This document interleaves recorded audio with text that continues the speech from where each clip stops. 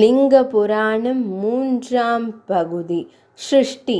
அனைத்துக்கும் எட்டாது விளங்கும் அந்த பரம்பொருளுக்கு தோற்றமோ அளவோ கிடையாது. அனைத்தும் அதனிடமிருந்து உண்டாகி அதனையே அடைகின்றன. திருமால் பாம்பனையில் துயில் கொள்கையில் 4 லோகங்களும் பிரளய வெள்ளத்தில் அழிந்துவிட்டன. அதை கண்டு திருமால் பன்றியாக வராக அவதாரம் உருவம் எடுத்து நீரில் மூழ்கி அவற்றை மீட்டு வந்து முன்போல் அமைத்து சிருஷ்டிகளை தொடங்கலானார்.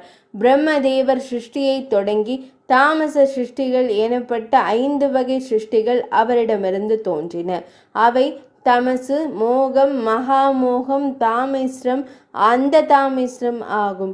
அடுத்து பசு முதலான விலங்குகள், தேவர்கள், மனிதர்கள், பூதம், பேய் முதலான சிருஷ்டிகள் தோன்றின. பின்னர் பிரம்மதேவரிடமிருந்து சனகர், சனந்தனர், சனத் சுஜாதர், சனத்குமாரர், ருத்ரர் தோன்றினர். அவர்கள் சிருஷ்டி தொழிலில் ஈடுபடாமல் மகேஸ்வரரிடம் மனதை செலுத்தி அவரது தியானத்தில் ஈடுபட்டனர்.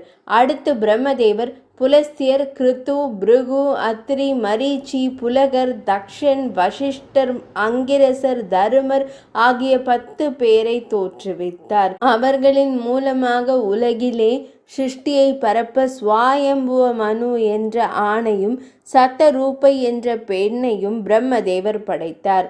இவ்வாறு சிருஷ்டி பெருகலாயிற்று.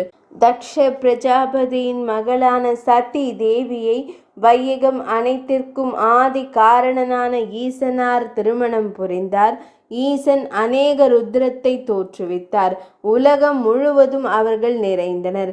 சம்சார பந்தத்தில் சிக்காது சிறப்பின்றி ருத்ரர்களை ஈசனார் படைத்ததை கண்டு பிரம்மதேவர் அவரிடம் அவ்வகை சிருஷ்டி உலகிற்கு ஏற்றதல்ல என்று கூற, ஈசனார் தாம் குறிப்பிடும் சிருஷ்டிகள் எமக்கு ஏற்றதல்ல, அவற்றை தாமே படைப்பீராக என்று பிரம்மதேவரிடம் தெரிவித்தார். நான்முகனார் மாயையை கொண்டு சிருஷ்டிகளை வகுத்தார். ருத்ரதேவர் தாம் படைத்த சிருஷ்டிகளை யோகத்தால் உலகை விட்டு மறையச் செய்தார். 3ஆம் பகுதி நிறைவடைந்தது.